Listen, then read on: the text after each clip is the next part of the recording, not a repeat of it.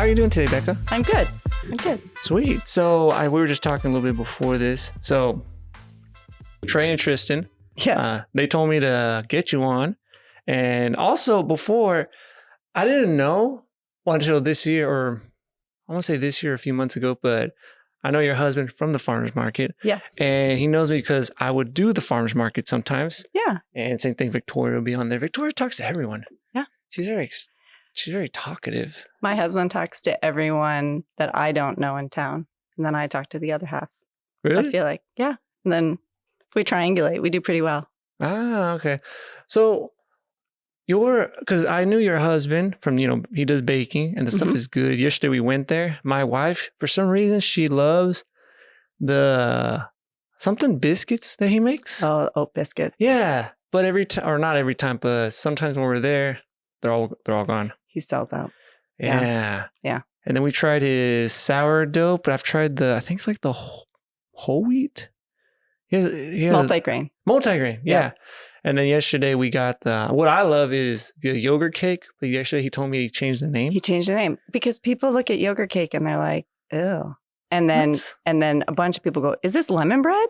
And for so many years, people have said, is this lemon bread? And he goes, no, it's yogurt cake. And then they don't get it. So he's like, I'm just going to change the name. Because essentially it's lemon bread. It's lemon and yogurt, like a heavy bread. Yeah. Yeah. Because he told me that. He said that a lot of people they feel disgusted about the yogurt. Like yogurt dairy is I'm one of those weird people. I would eat the yogurt cake because it's yogurt cake. But now people walk by and they're like, ooh, lemon bread. And he just laughs. Really? He's like, the name is important. But everything else is the same. It's only taken him, 17 years really? to figure that out. So I should probably change our name. How did you guys meet? Because we got a baker and then you're in physical therapy. Yeah. So we met here. We met at USD. We went to undergrad here.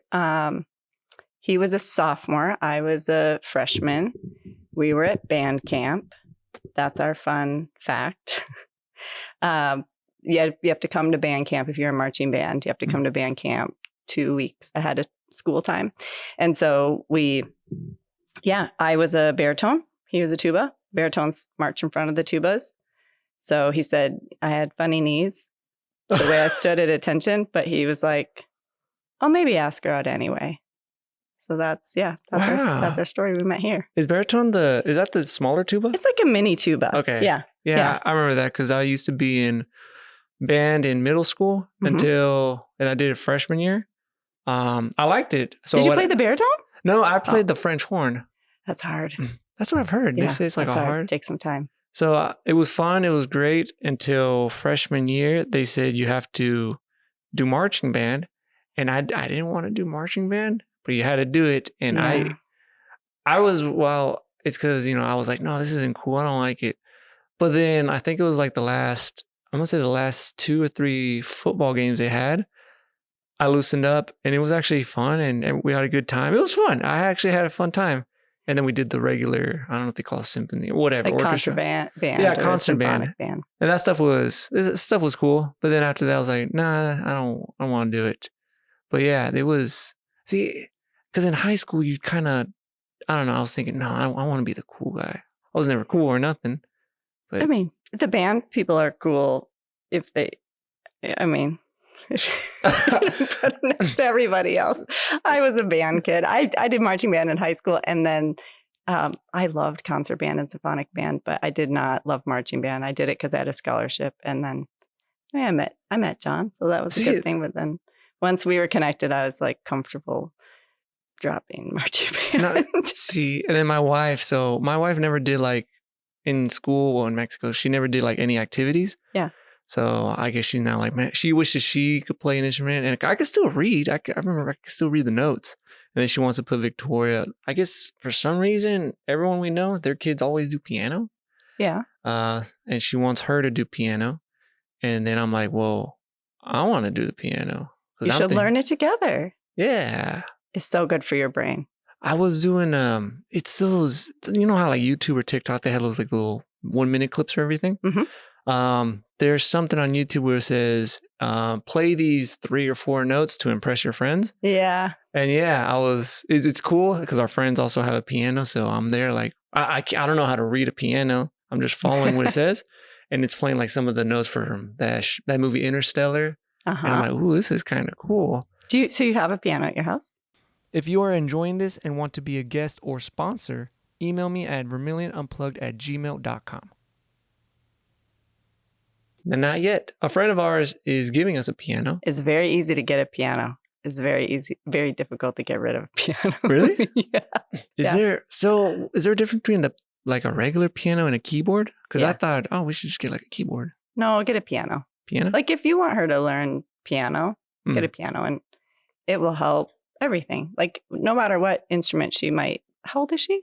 She just turned 10. Yeah, it's perfect. It's perfect timing. Like she could play piano and then take that to any instrument and then go back. I played the accordion. That was kind of my piano. Oh, really? Weird fun fact. No, that's cool. Yeah. You like the accordion? Yeah, like a piano accordion. So keys on this side, buttons on this side. Yeah. I played that I have a piano or have an accordion in my attic. I have not been playing it much lately. I need to get it out. It kind of hurts my back now. Really? But see, that's a popular instrument in some of the Mexican music. Yeah. I'm like, oh snap. And see, I don't even know how they do that because you got like one looks like a keyboard and the other one's like other buttons. And then you got to go this. Yeah. So it's tricky. PT and a music person. Some music. I probably neglected my music lately. So how did you get into PT now? When I was, I guess, middle school, I think like the real story is sort of silly. I was watching this movie regarding Henry. Harrison Ford is in it. He's a patient, like a motor vehicle accident patient. And I'm like a little bit in love with Harrison Ford. His PT was this big black guy. And he like rehabbed him out of this terrible accident state, like helped him, walk again. And for whatever reason, like identified with that PT. Like after that, watching that movie, I was like, PT is a profession. And I kind of looked around and started paying attention and I never looked back. I remember my mom saying, this is a hard path. Like being a PT is a hard path. But I really never stopped to look at anything else. I came here thinking I would do PT school at USD. I came here as an undergrad because USD had a PT program and reciprocity between Minnesota and South Dakota was made it affordable. And I was like, I want to be in school for a really long time. And I need to find a way to make it affordable. Oh, okay. But I ended up going to PT school at Duke University because they were transitioning into a doctoral program and it was hard to find doctoral programs at that point. So I didn't stay here for PT school, but I'm back. There you go. That's, After PT school, did you just go straight to here to USD or did you work somewhere else? I moved to Bemidji, Minnesota. We lived in Durham for PT school for those 3 years. And it was a cool experience, but I really missed the snow. I missed the cold. And going to Bemidji was like the extreme. I wanted that like really cold winter with all the snow, right? And like the lakes and everything and just less crowded. And so I practiced up there for about 6 years. And I came down to practice in Madison, Minnesota for another year. And then during that time, I was looking for an academic job. You miss the snow? I found this. I really love the seasons. Okay. The change in seasons. So love the snow. Really? Oh, snap. Oh, man. I don't know if you're like the second or third person that misses or that loves the snow because I like the snow. Yeah. But the cold is just. But you just put more, you just got to dress for it. Just more layers. Like you have long johns, like base layer all the time. Really? Yeah. So what do you think about like the summer heat? Like when it's hot? I'm okay with it because it's different. Mm-hmm. Like I like when it rains. I like fall, all leaves. Like I get bored easy.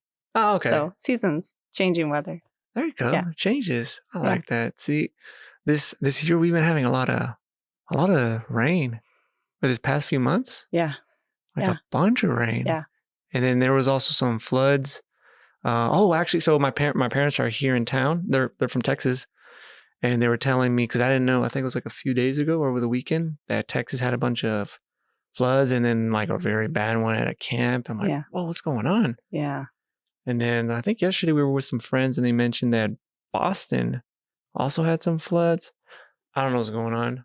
There's a bunch of weather events going on.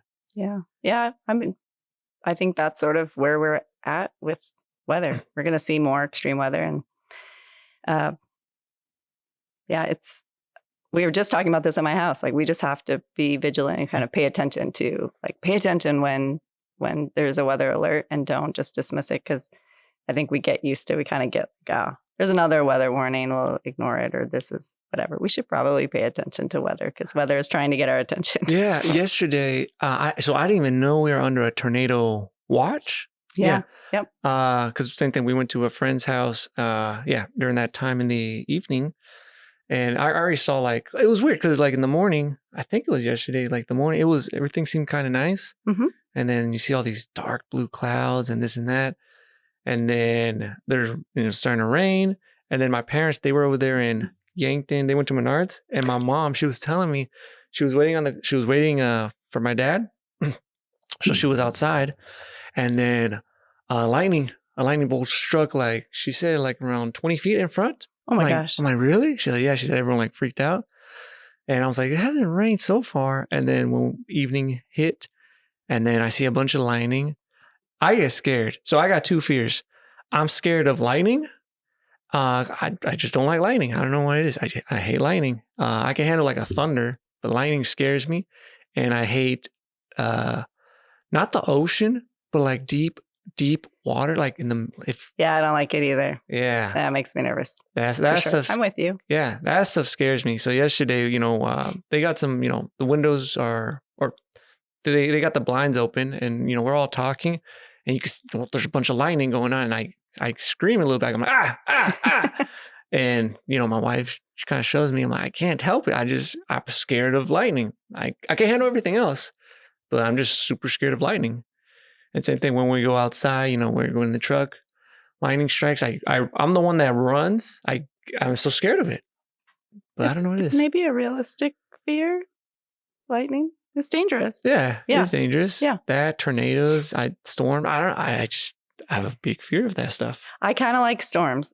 My husband doesn't like storms, and he always worries that something's going to happen with the house. And I was trying to even reassure him the other day when it was storming. I was like, it's fine. Quit worrying about the house. We'll be fine. And then he walked downstairs and his bakery was flooding. Oh. And he was like, no. I was like, oh, I kind of invalidated my just stay calm approach. Right. Yeah. We were fine. Everything's fine. Yeah. You have to keep stuff on up on carts anyway. So it's it could be a swimming pool. His stuff doesn't get hurt. But we still had to clean it up. How do you guys clean up so I don't have a basement. Yeah. And our friend said they didn't flood, but they had some water. But how do you get the water out? I'm guessing just mop it, or what happens when it flood? Our bakery, and this is, we're kind of fortunate, I think, when it floods, because it's not my bakery, his bakery. The floor is tiled, and everything's up off of the floor. So there's no carpet or anything. He just takes a shop vac and sucks it up. So take your filter off your shop vac and use your wet, it's wet. So just fill it up. Okay. Yeah. That makes sense. Yep. A lot of Works people, great. They were telling me that, you guys are lucky that you guys don't have a basement.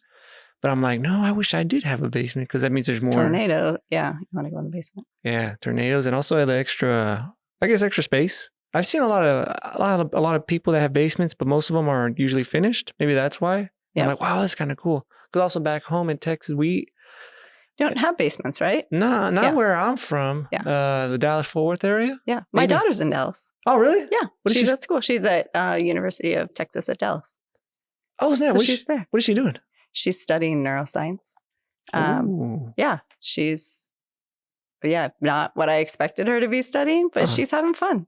And she calls every once in a while. She's like, some of this stuff sounds like stuff you talked about when I was growing up. So that's cool. And then she'll ask me what I think, which is, a neat thing. Has this ever happened with your kid? So I want to know because I'm preparing for my daughter. Yep. Has it ever happened when, you're telling them something and they just don't pay attention and then later on they're like, oh, okay, you were right. I think that's everything. Almost everything. Okay. Like, I mean, not that they'll say we're right, but we are right. So, but that they come back. She has come back multiple times and said, thank you for this.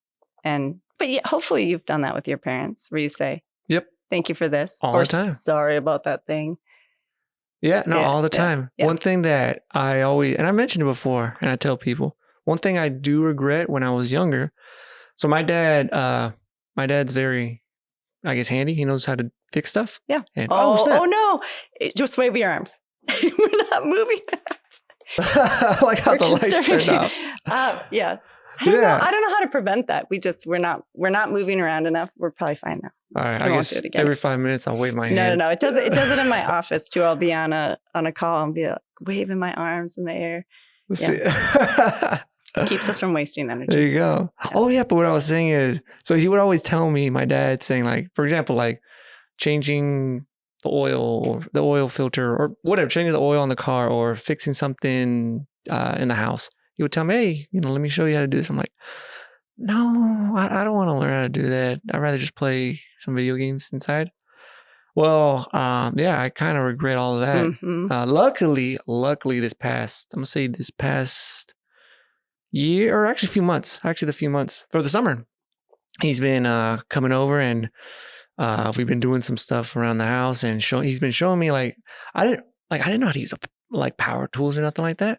So now you're like, oh, this would be helpful. Yes, I'll learn. Yeah. So you're motivated now. So yeah, and it's actually kind of fun because I feel like I'm that kid again, learning something, and my dad showed me how to do, for example, like the shelves or how to build this, or if there's something wrong, he's like, hey, you gotta do this or this and that, or even with the truck, he's like, make sure you have this. I'm like, oh snap. So yeah, but I see like a bunch of our friends, their kids, it looks like they already know how to do it. So I'm like, oh man, I wish I knew that. Now I'm 30. No regrets. Just now you're moving. You're young. You are young. So just now learn it. We didn't learn that stuff till we had our first house. And then all of a sudden we had a steep learning curve. We bought an old house and we had to learn everything. Yeah. But now if you guys wanted to, you could build your own house, right? I don't think it would be a good idea for our marriage. I've been told. No, we live in an old house again. But if you need any tools, let us know. That's what we have all the tools, and now we're probably not using them as much.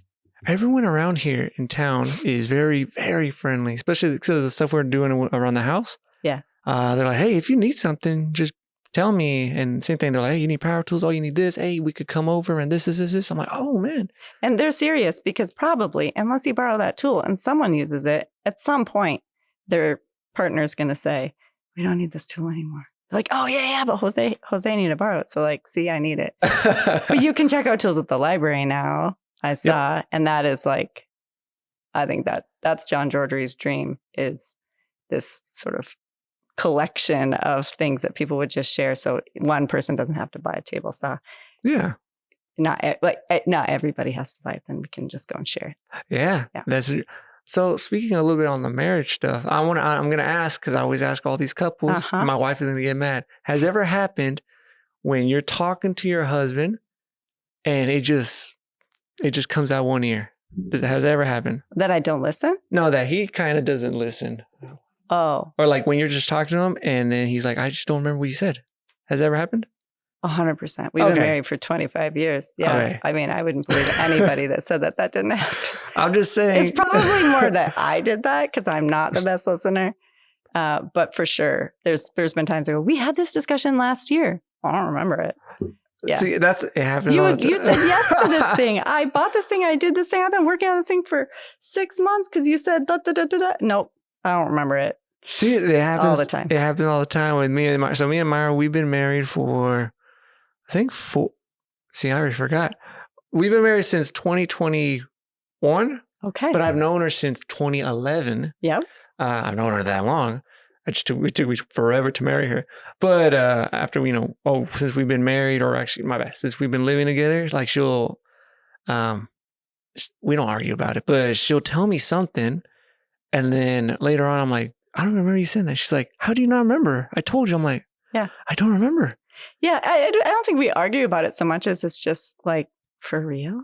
You don't remember. Mm-hmm. And then you go, wow, I probably shouldn't be so worried about how you feel about this thing then, because you don't even remember it. So like, I'm just going to go do the thing. Like, I'm painting the bathroom whatever color I want because you don't remember this whole conversation about you didn't want it blue. Whatever. I'm painting it gray. But it happens. I don't know what it is. Like even I meant, so my dad gave me a tip and it failed. This is what he said before I got married. He says, whenever you get married or whenever you're with your wife, spouse, girlfriend, whatever, if you guys are, sitting down and she's talking to you, he says just this, every few minutes, just nod your head and just throw out like uh-huh. Oh, gosh. He said, it works out. Well, I did that. Like this was years ago. I did that. So Myra's talking to me and, I'm like, uh-huh. I throw that out. Uh-huh. And then this is what she says. She says, what did I say? And I told my dad that. I was like, what am I supposed to do then, Dad? Yeah. He's like, what do you mean? What are you supposed to say? I'm like, she said, what do you say? He's like, I don't know. It works with your mom. I don't advise that for other husbands to try that. Yeah. That didn't work out. So now I got to pay attention. You got to actually pay attention. But still, it just kind of flies by. It happened last Tuesday. We were with someone and we were talking. We're doing some type of, not a strategy, some type of exercise thing.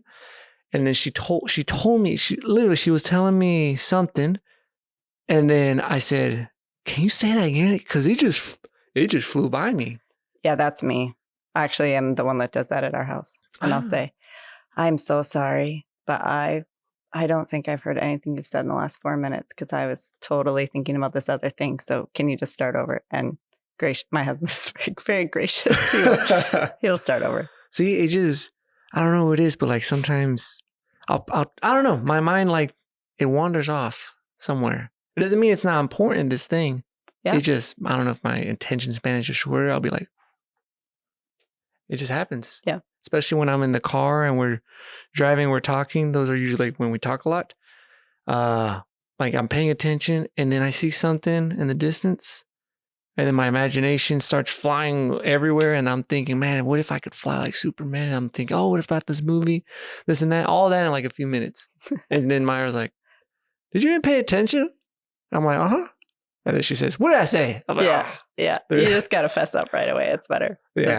That will save your marriage. Just say, I'm so sorry.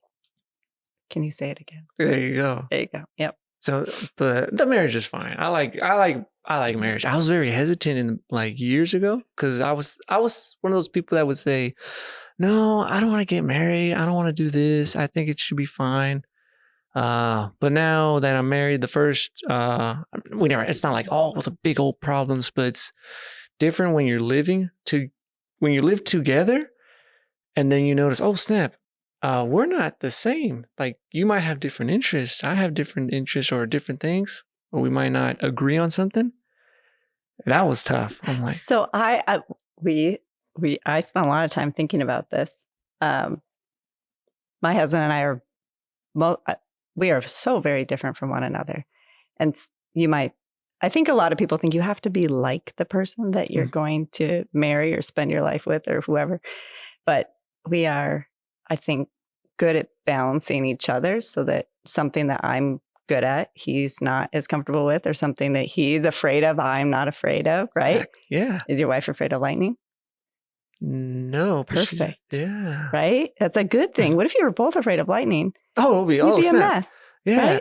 Right? I've noticed that we tend to be, I don't want to say just opposites, maybe, but she's very, and I'm talking very good about her. I always talk good about my wife. I love her. She's very like organized, very detailed. Like she could plan, and she's numbers based because she's an accountant at USD. Nice. So she knows numbers. She does our budgets and everything. Yep. Me, I am not like that at all. I don't know how to plan. I'm horrible at it, but I'm more of I'll give you a good example. If something doesn't go to plan with her, she kind of I don't want to say panic, but she doesn't know what to do. Yeah, throws her. Yeah. But with me, I could kind of like adapt a Can little roll bit. with it. Yeah. Yeah. I'm more calm. I'm very more calm. She's more like this. So I guess it does help out. But, that's good. Yeah. And the most recent thing I heard about that is that if your spouse is interested in something really different than you, that you sort of get the benefit of that thing, right? So the thing that they're good at or the thing that they know about, like I'm a terrible cook. I am a horrible baker. I would screw up instantly if he let me at any of that stuff, right? And he doesn't have the best, he'll get mad at me here. He doesn't have the best like body awareness or like intuitive sort of control over his body. And he's real tall. Like, it's a lot to control there. But you benefit from, like, it expands your world, what your spouse has. Like you can sort of integrate that into your world. So there's a benefit. He's getting much better at organizing his neurons. And I appreciate the necessity for consistency in a recipe. And I'm not going to say, I really still would mess up the bakery. Yeah. Funny thing with so my wife she loves cooking. She loves it. That's why, sometimes we'll sell tacos. She loves it, but she loves it. She likes making new things, recipes. When she's watching YouTube or when we're watching YouTube videos, we'll put on it's something food related. She loves it. I like food. I like eating it. Yeah. So cooking, I cannot cook. I just can't. I can't. But baking, I could bake because for some reason, and this is strange because how I said she's more detail oriented. She cannot follow a recipe. She cooks with, how they say with feeling and this and that. Nice. So that's super strange. Yeah. And me, with the baking stuff, because she cannot bake at all. You got to follow a recipe. She's getting it. Myra's getting it. And because before she would try baking, she'll look up some recipe, but she'll modify it. And I'm like, well, how many teaspoons of baking powder, this and that? She's like, I don't know. I just put feeling. I'm like, hey, you can't do that. You can't do that. Mm-mm. But with me, I could, because she's more creative. I cannot create anything. But if you put me like a recipe or instructions of anything, I will follow it and I will do it until I get it right. And I can perfect. Well, I don't want to say perfect. I could get it down, which is super strange because I'm not detail oriented and she is more detailed, but she cooks with like, with her feeling and it turns out great. And I have to cook with a certain recipe. So that's like a crossover. That's like a fusion, right? That's cool. Yeah. So that one's super strange. Or unless she made me more detail oriented and I made her more flexible. I don't know. Or someone taught her, maybe she learned to cook that way. Right? Yeah. So she feels comfortable in that. That's an art. Yeah. That's an art. Well, you know what else is an art? Being a physical therapist. Yeah, we say it's a science and an art. Yeah. Yeah. Do you know who Ryan Mollenkamp is? Yeah. Yeah. He was Ryan, I think so. He was in the program right before I got here, and then his brother went through after. So I had his brother. I had his younger brother. Ah, okay, yeah. So he's our neighbor, like right in front. He's really good friends. Great PT, yeah. Yeah, he's very tall, big, and I was very scared of him at first. But he's so nice. He's so sweet. Yeah, those guys are all sweet. He's so nice. He had to help me with. I had this. So I did not believe in physical therapy until I got injured. Okay, I was just going to say we need to talk. Oh, yeah, no. Yeah, because at first I was never, as a kid, you don't really kind of, a lot of times you don't get injured. Yeah. And I'm like, oh, I don't need that. I'm indestructible until an injury happened. I think the first like kind of major injury where I had to get like physical therapy. Mm-hmm. So it was my knee. Back in the day, I would do powerlifting. It was fun. So I would do a lot of squats. And then for some reason, I was doing a front squat and I was straight. I do everything, but for some reason I heard it didn't hurt. And I was like, that's strange. Like I was just like, oh, like there's the pop. And then, I was later on, I felt so sore, so weak. so something. And then I tried squatting again and I couldn't do it. I was like, something happened. Yeah, I'm like, what happened? And then I just stopped. And then for a few weeks, I was irritated too, because I would also run and I can't run. So I'm like, first I'm like, I can't squat. I can't run. When I walk, I'm like going like this. I'm like, I've never had that happen. So I finally went to the doctor and they took some x-rays and this and that. And for some reason, they said, everything's fine. We just got to do some rehab. Rehab? Like physical therapy? How are they going to fix this? Yeah. So I remember I went to it, and some of the first exercises, it was just, they would stretch me out, and then it was some band exercises. Mm-hmm. I'm like, what? Seems too simple. Yeah, way too simple. Yeah. I'm like, this isn't going to work. But I would do it because I'm like, they're the experts. And then same thing we would do is just squats with nothing, like just body weight. Yeah. And everything's fine. I'm like, in my mind, this is stupid. What am I doing? Yeah. And then I got into a machine and just doing a super lightweight, like a leg press. And then finally they're like, okay, let's do some squats with some weight and also one leg. And I could do that before. I'm okay. And I was about to do it. And then for some reason I couldn't. But I was... Oh, no. I can get up.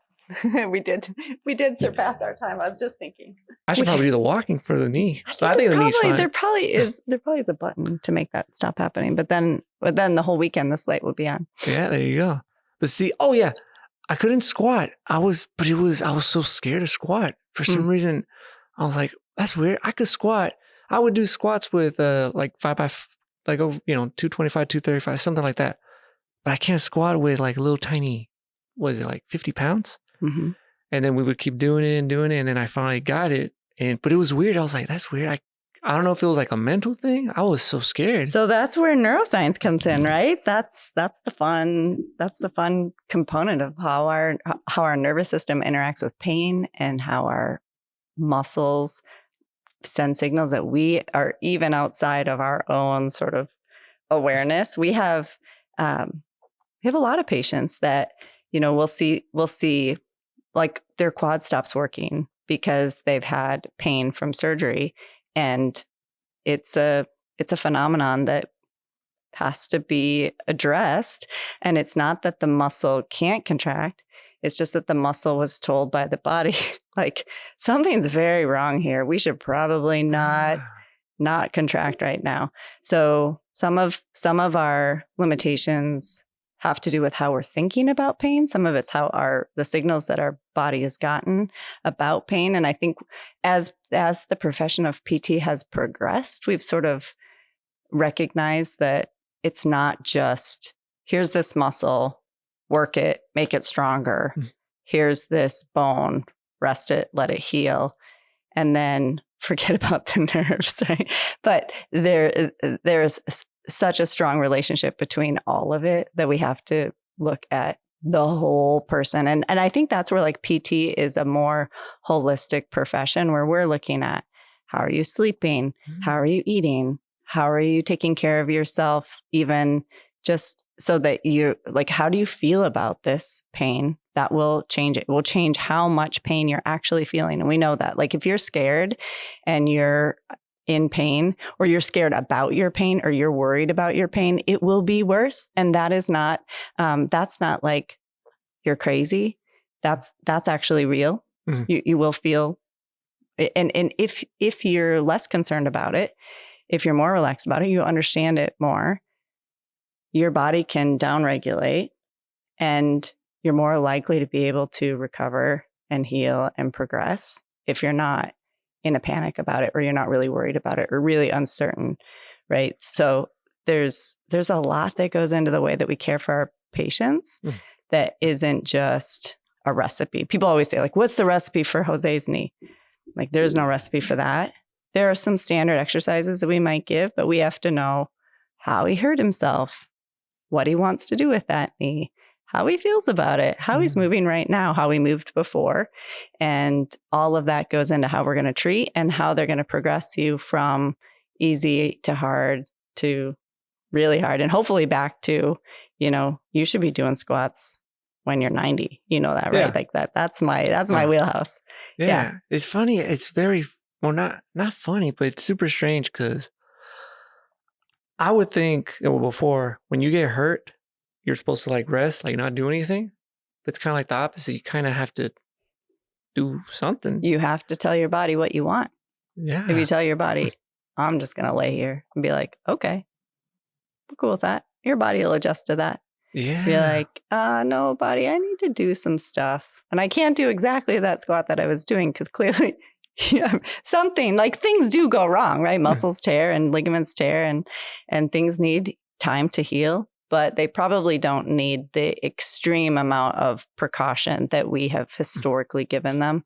And if you think about, I mean, people always say like, look at an animal, how do they adjust? Like they're going to start to put some weight on it sooner and move. And they teach us something about how we could be recovering. Okay. Yeah. More actively. Because the knee thing, it will pop, but there's no pain. So all that stuff was fine. The thing that I think the worst injury I had was, so I was doing a deadlift and same thing. I just don't know what happened. It just, I'm not, you've seen like people, they just put so much weight, their ego lift. I was nothing like that. Cause after that I was like, no, I need to be careful. Yeah. The same thing. I was deadlifting and I heard a in my back. Mm-hmm. And this one did hurt like bad. And I was like, ah. And then like, I couldn't like move. And then if I move, I heard a, I'm like, what is that? And I remember going to work and it sucked. And I was like, I need to go to the doctor. Did you go to PT for that? That one, I did. Good. I did. But this one, I waited a long time because it was right before COVID started. So I thought, I'd rather just be home and not do anything because, I'd rather rest. I didn't learn. I should be doing something because it would suck because every time I get up, it would hurt. And I was thinking, I can't do anything. So it sucks. I've heard people say back injuries suck. Man, this one sucked because I can't pick up anything. I couldn't even walk. I think people wait like you go home and you're like, well, I don't understand what I should do. And just to plug my profession, like people wait longer than they need to. Like you can wait I make my kids always, I'm like, you got to wait 3 days. If you start to feel better after 3 days, you're good. We're not going to go to the doctor or do anything. Like if it's a significant injury and you're not better in 3 days, like go to PT, have them check it out because you'll get better faster because they'll be able to say like, here's what hurts when you're getting up from a chair. Here's what you need to do as you're recovering. And not that this one injury is so like profound, but if you learn why it happened and how you can rehab from it, then you can prevent it from happening again.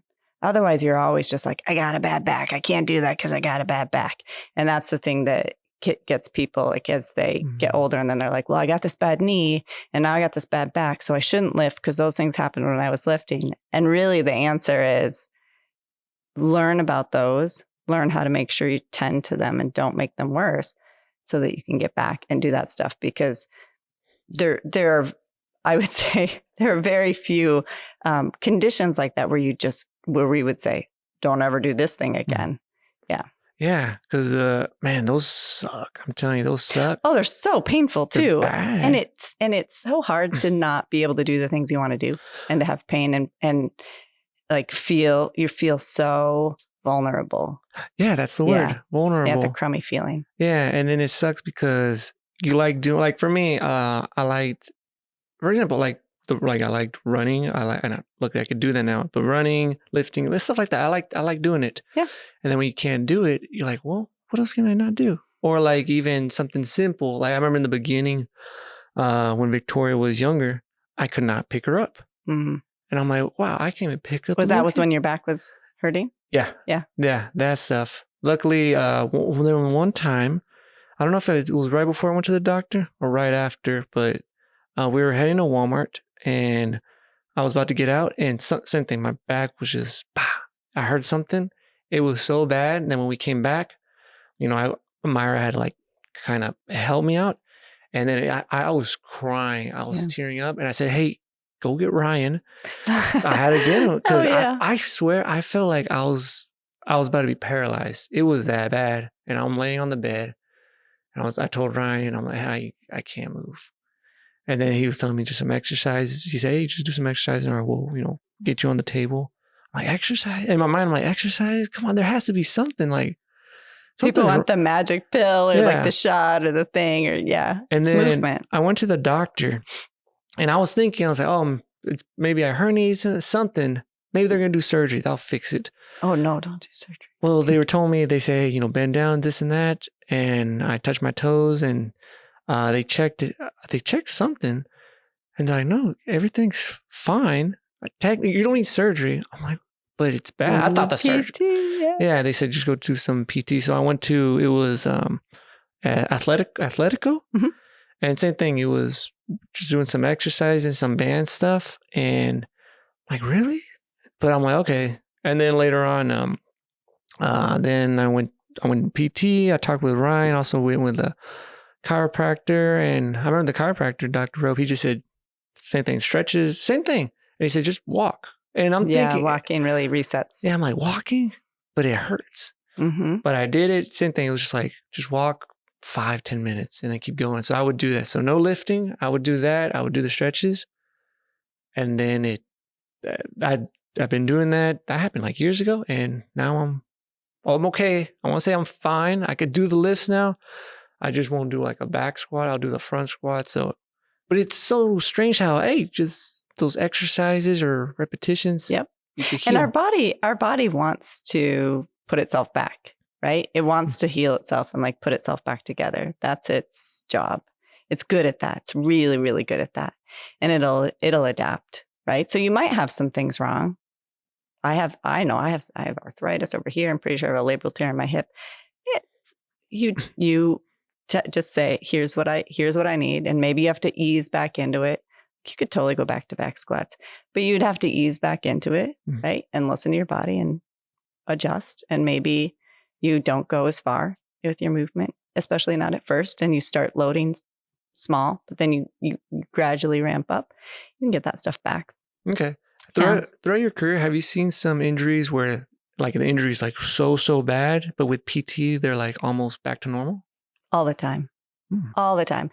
And I think the ones that are most rewarding, but also a little bit sad, are the ones where people wait and wait and wait. Like I remember this woman from early in my career. She came in with a cane and she was like, wow, I think back, she was probably like 55. She'd been in a car accident and she was grumpy and she didn't want to be at PT. And they're hiring us. Like the relationship is, you're here for help. So if you don't want my help, but why don't you want my help? And she's like, I don't think this is going to work. I've had this cane for 12 years. I can't do this. My doctor said I have to do PT here first. He says I have to at least try it. And so we talked about like what she needed. And we spent some good time, like just building a relationship at first and address some of her concerns and her fears. And then we started working on what she had wrong. And mostly what she had wrong was like scar tissue from her accident. And we worked through that. And our goal was to make that cane that she had like a planter in her garden where she just hang plants on it. I was like, I don't think you're going to need this cane. I don't know why you're walking with this cane. And by the time we were done, she didn't need the cane, right? She was walking fine. She moves well. And I think that like that's not that's maybe an extreme example of many, many, many years of living with pain. But I think people underestimate what's possible with doing appropriate, like directed, individualized. There isn't a recipe. I think that's the most important thing, that people go on Google and they say, well, Google says this, Dr. Google or WebMD or whatever says this. And that when you're putting stuff out on the internet, you have to be so careful about making that information simple and clear and not directed to one person. But we're looking at all of the individual things that have contributed to that injury and that are contributing to that ongoing limitation. I mean, some of her hang up was like what she thought about her condition, right? And she was angry about her condition. And then some of it, she doesn't realize why she was limited in her mobility. And her doctor didn't know. That's not what they're experts at, right? That's why they send them to us. And it took time and patience, and she did all the hard work, right, of moving and doing the right exercises. But yeah, she's normal now. Mm-hmm. She doesn't need a cane, and she can move around normally. And you're right when you mentioned like when you feel vulnerable, because you feel like after an injury, depending on the injury, you feel like there's no hope. I'm stuck now. I can't do anything, or you try this or this, and it's not working. Well, and then everybody will tell you, oh yeah, because I had that happen. My cousin had that happen. And they couldn't walk anymore. I think if we don't walk around this table, the lights are going to turn off again. Worried about when I sit, but when I stand up, like if you see me standing, I think I have good, well, actually, who knows? I think I have good posture. But man, when you see, I'm like this, I'm like maybe that contributes to the back problem. Moving around is good though. Like people think that they're supposed to sit like this all day. Yeah. That's not true. Okay. No. Oh man, I'm all over the place. My colleague Corey Zimney down the hall, I can't say this is my phrase, it's his. Your best posture is your next posture, which just means vary, right? You should wiggle in your seat. You should get up and down. You should change positions. So lots of times we treat people because they're stuck in one posture and doing the same thing over and over again. Those are the people that end up with injuries from like keeping one posture the same. Okay. Yeah. I do have a question. How come kids are just so like bouncy and flex? Like Victoria, I don't know what she's doing. She's into the gymnastic stuff. Yeah. And she's watching these things. So she's doing some bridge and she's falling and this and that. And for some reason, when she does that, it hurts my back. I'm like, oh, snap. But like, kids will fall or this and that and they just bounce back. Yeah.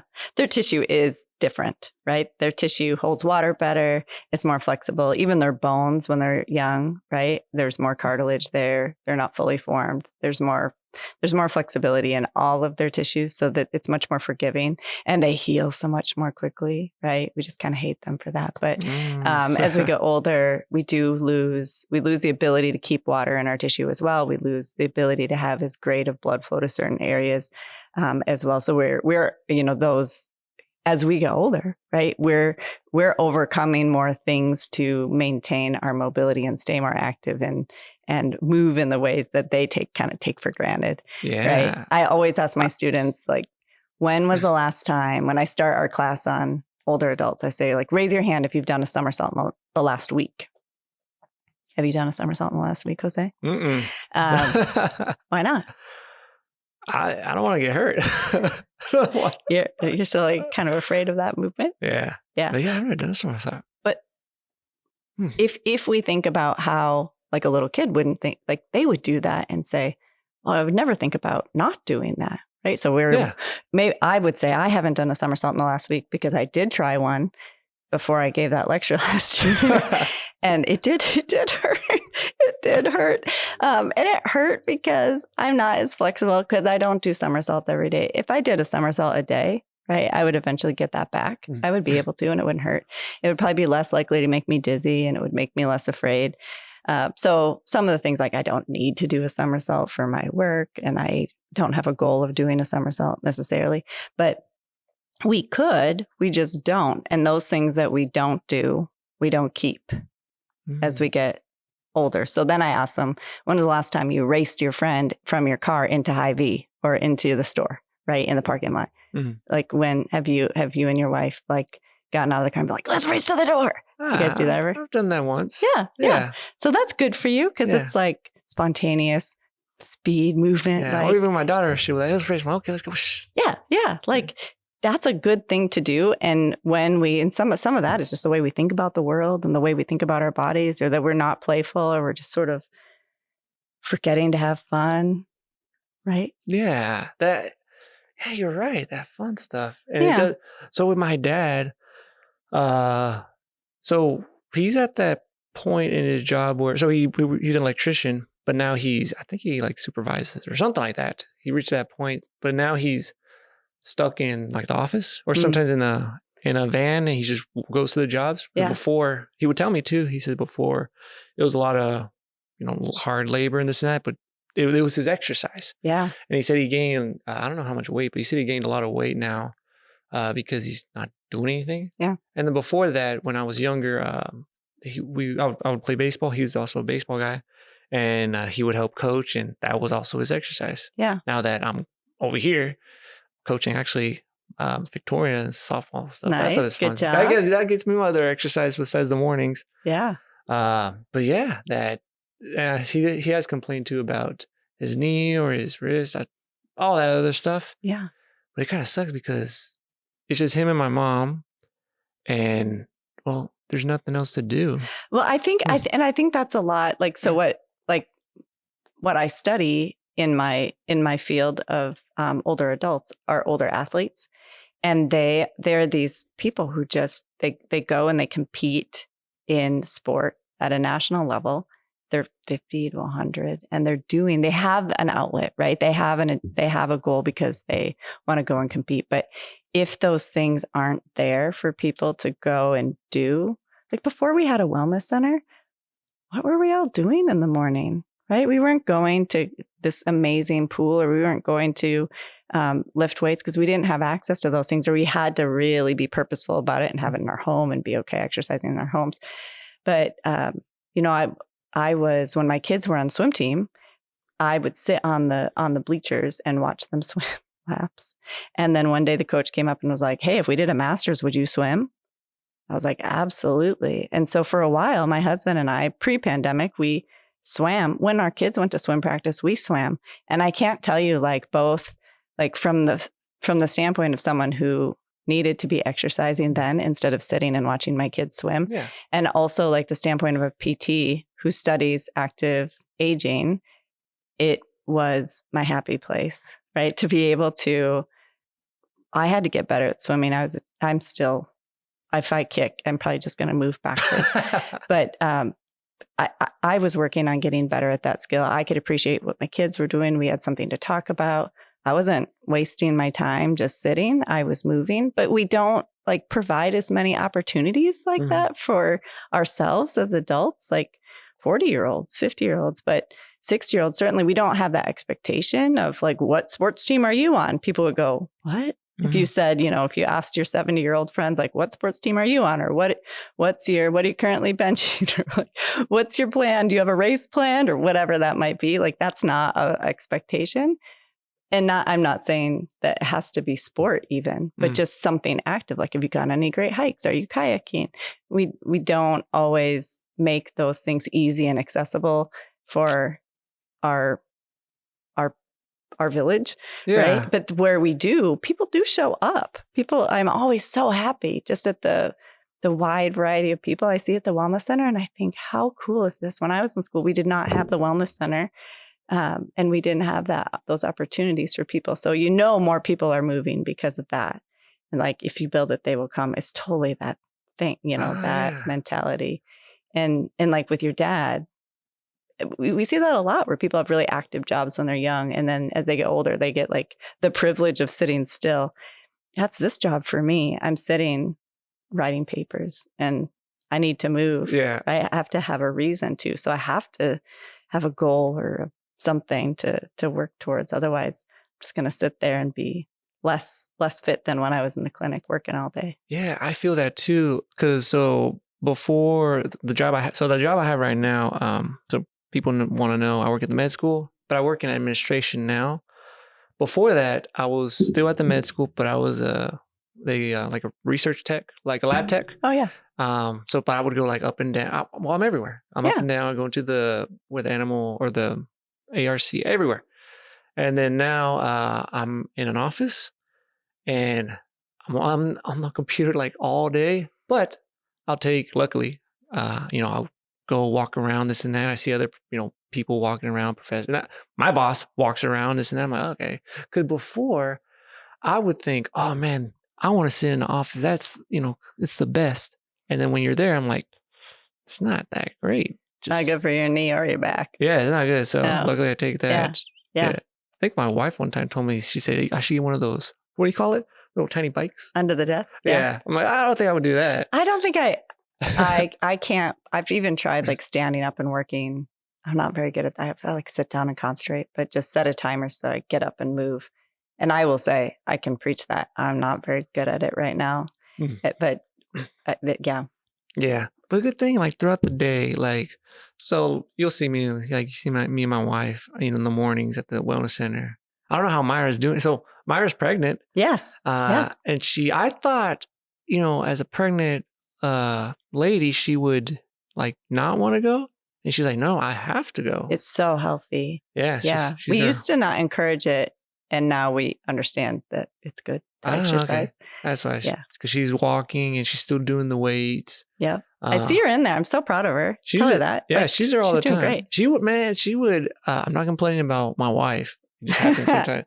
But before, it's because of the back injury back then. Like I didn't want to go to the gym because, everything hurts. And I guess thanks to her, now I do head there and I am more active. And it's because she scheduled it. She scheduled you to go. I think probably. Like it's time. We're getting up. Yeah. It's always like 5 something in the morning. Yep. Always. And I think that was also one of the things I'm like, I don't want to go in the morning. But you're never busy at 5 something in the morning. So like you can't have any excuse. So yeah, that's what I'm doing. So if you don't see me, I'm actually now running outside. Oh, good. I can't run that far like everyone else. But doesn't matter. Yeah. You have your whole life. There you go. Yeah. Yeah. You don't want to do it all at once. Yeah. But now I feel like something in like the leg or in the groin. I'm like, you know what? Let me just take it easy. I'll ride my bike. Yeah. Or do a day in the pool. Now we have the pool. I went in the pool for my first time. I haven't been there yet. Oh, yeah, I hadn't either. And I felt really bad about it. Because like when the pandemic hit, then we stopped swimming and we started climbing, doing other things. But we got up this week and we're like, we're going. It's so beautiful. It's so wonderful. Really? It was a wonderful swim. And we got in the hot tub afterwards. And that was good too. Oh, there's isn't there like a ninja course or something? There is. I know. I was doing backstroke, looking at it, thinking, when is this thing going to debut? I don't know if they've done stuff with it yet or not. I should probably hit swimming. I'm a little nervous about my ability to do the ninja course. See, which is funny. Remember how I told you, like, I'm very scared of like deep water. Oh yeah. But I can swim. I know how to swim. I know how to float. It's just open, like in the middle of the ocean. I don't know. I'm afraid something's going to get me. Yeah. Because we've seen that in movies. Exactly. Yeah. Movies don't lie. I've seen Jaws and there's big sharks. Yep. So I think that's a normal response. Yeah, I think. Hey, you mentioned it before. AI. Yeah. How are you guys using it? Yeah. So what are you going to use it for? Yeah, it's it's coming into academia, right? Our students are using it. They're like, I think the thing we worried about when we first saw it was, they're going to write their papers with it. Well, in PT, you don't sit around and write papers. You do stuff. We write some papers.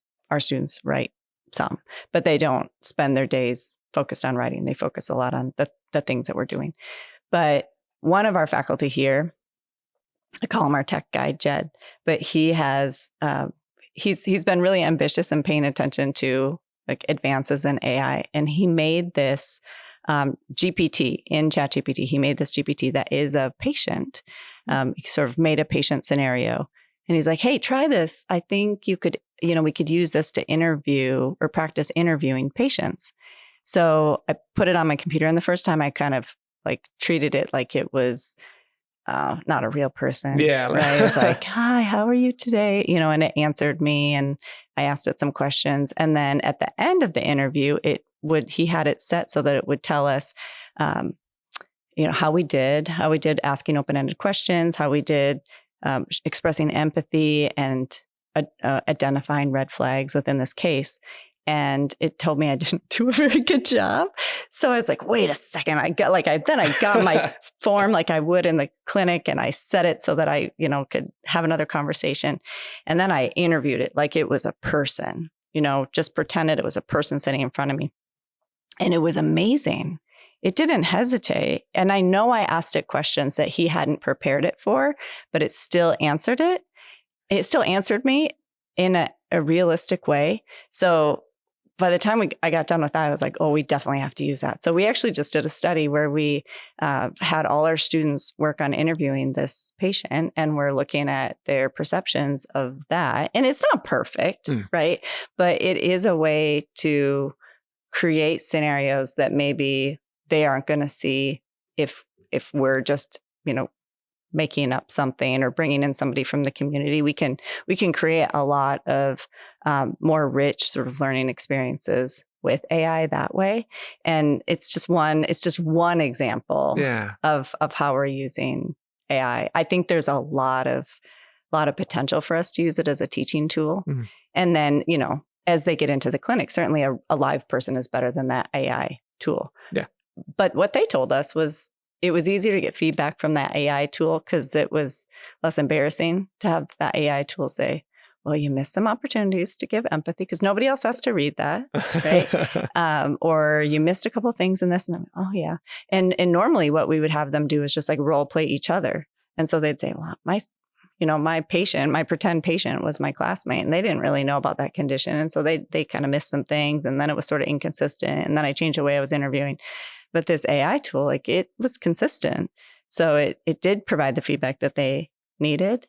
And I would say that's just one way, but I will not be surprised if we end up with a lot more like that in our program, where we're interacting or using AI as a tool to create some things that we cannot do otherwise. Do you think they'll ever implement for example, like using this skeleton, but like adding like a robotic movement and then also the AI? So it would be like a live robotic patient? Like more interactive? I think I don't underestimate the potential for any of it. Yeah, we're already starting to say like, oh, could we get this patient to be like a video? Because right now it's just sound. Yeah. Right. And I think they're working, or I'm sure that already exists, but having, a virtual patient that you could see and interview. But then having, we have the Sim Center in the basement of Lee Med where our students go over, and they, right now we don't use mannequins or anything like that because our interactions are a lot more complicated than a mannequin. Then that would work. We use paid actors or each other, as patients. But yeah, I do think there's possibilities for that. For sure. Sweet. Anything exciting for the future of medicine that you've seen? Oh, for us? I think things like exoskeletons, being able to help people move with prosthetics that, or spinal cord injuries in ways that was just impossible before seems a lot more in reach. Yeah. And, we're starting to get, you go to the doctor and you hear AI's listening and they're going to transcribe your notes. So then that would take away some of the paperwork time that we might have to spend in the office. I think that makes a difference for us too. And then just problem solving, if we can, like, we're human, right? So we're good at problem solving for certain things, but there are things that we're going to miss. And I think there are opportunities to improve our problem solving. It's getting realistic. We're living in those exciting times. We are. It's so cool. I like it. I'm enjoying it. So, see, we're at like over an hour. Yeah, we are. Yeah. The lights have gone off 3 times. Right? Like, we didn't take the hint. I know, right? Is there any last things or last words you want to say, Becca? You should try to get John Jordre on your podcast. Okay. But if not, convince him. Go. Yeah, I would still say go eat his good bread at the farmer's market and enjoy. And I think I've enjoyed visiting with you. This is nice. Thanks for coming over to our department. Sweet. All right. I think we should end it, but I do want to thank you so much. Yeah.